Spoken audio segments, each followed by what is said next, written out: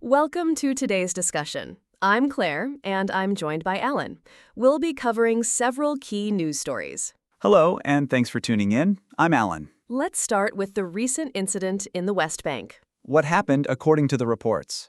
Israeli troops fired at a car, killing a 7-month-old Palestinian baby and wounding his parents, as stated by the Palestinian Health Ministry. That's a very tragic incident. Were there any specific circumstances surrounding the event? The reports indicate that the Israeli soldiers shot at the vehicle, but they don't provide detailed context about why the troops opened fire. Have there been any official statements from the Israeli military regarding this incident? The articles don't mention any specific response from the Israeli military, but it's a significant event that will likely draw international attention. Moving on to California politics. What were the key points about Xavier Becerra's advancement? Democrat Xavier Becerra advanced to the general election for California governor, emphasizing his experience in public office, including roles as state attorney general and U.S. health secretary. So he's positioning himself as a seasoned candidate. Who's he running against in the general election? The articles don't specify his opponent yet, but Becerra is succeeding Democratic Governor Gavin Newsom. Got it. And what's the significance of Becerra's background in this campaign? Becerra has over 35 years of public service experience, which he's using to argue that he's the most qualified candidate. Let's shift to a pardon issued by former president. Who received the pardon, and what was the conviction for? Stephen Breyer, a former Republican congressman from Indiana, was pardoned by Trump.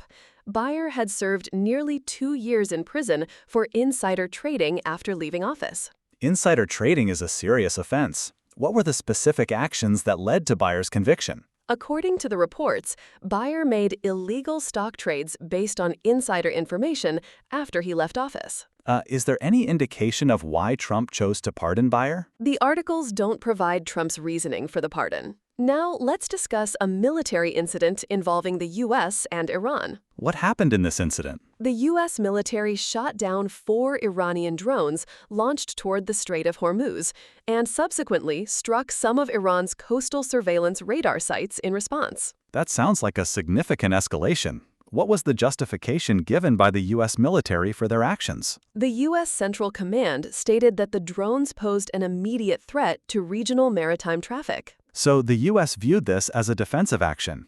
Are there any indications of how Iran might respond? The reports don't mention any specific Iranian response, but it's a potentially volatile situation. Finally, let's touch on the conflict between Ukraine and Russia. What's the latest development in this conflict? Ukraine launched a large-scale drone attack on St. Petersburg, Russia's second-largest city, after Putin rejected Zelensky's offer for direct talks. That's a significant escalation. How did the residents of St. Petersburg react? Residents were told to stay indoors during the attack, highlighting Kyiv's growing ability to strike deep inside Russia.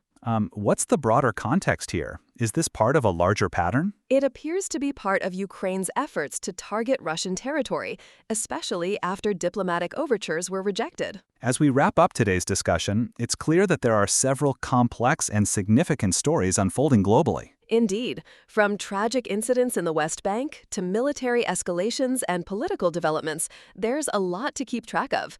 Thanks for joining us for this in-depth look at the news. That's all for today. Goodbye.